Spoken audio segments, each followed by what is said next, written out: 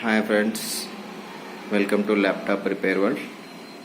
I wish you a very happy new year 2019. This is Dell Inspiron 7720. It's an 17 inches laptop. We are going to be upgrade the RAM of this laptop.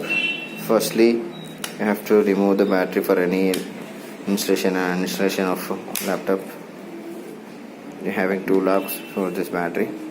Remove it, and there are two screws to remove here for the gap. After removing this gap, we're having RAM slot and hard disk. It is having only 4 GB RAM. We are upgrading one more 4 GB RAM. Next PC3 RAM.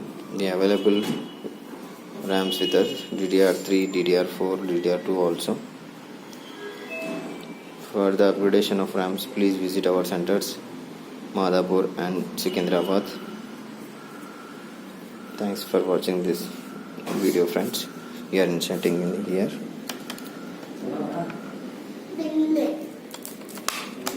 Now this laptop having 8 GB RAM. Thanks for watching this video.